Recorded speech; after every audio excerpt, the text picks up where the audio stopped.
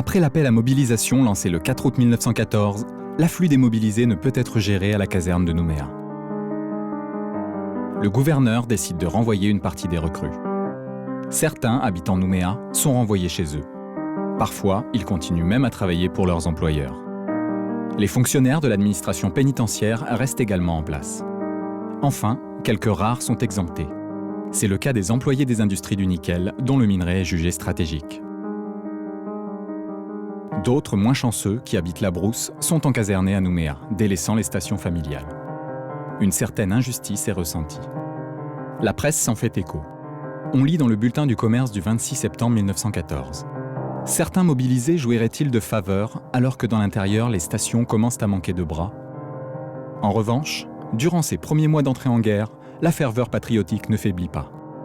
Pierre Mariotti, président de la commission municipale de la foi, adresse au gouverneur le télégramme suivant. La population de la foi manifeste son ardent patriotisme. Vieux comme jeunes, Français et étrangers sont prêts à prendre les armes pour défendre notre chère colonie. Tous forment des vœux sincères pour le triomphe des armées françaises et amies. Du côté de la métropole, de nombreux Calédoniens d'origine européenne, surnommés Niaouli, rejoignent à leur demande l'armée d'Orient, croyant en des conditions plus clémentes. Les frères Vautrin en feront la demande. Mais tous n'iront pas. En Orient, les Niaouli intègrent le 54e ou le 56e régiment d'infanterie coloniale, où ils combattront en 1915 aux côtés des Alliés aux Dardanelles, à Salonique, puis dans les Balkans. En France, sur le front, déjà les premiers morts touchent les familles dans leur chair. Le soldat André Hagen écrit le 26 avril 1915.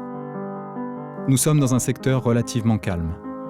Je vois que déjà beaucoup de Calédoniens manquent à l'appel et que beaucoup se sont distingués. Dans notre secteur, nous n'avons pas souvent l'occasion de nous distinguer. La première guerre des images et de propagande de l'histoire va s'engager, en forgeant dans l'opinion le mythe d'une guerre élégante et rapide, où l'héroïsme et le sacrifice se disputent l'âme du combattant, où la route vers la victoire effacera à jamais le chemin de l'humiliation de 1870. Les cartes postales obéissent à la règle. La réalité est tout autre. Le drame ne fait que commencer.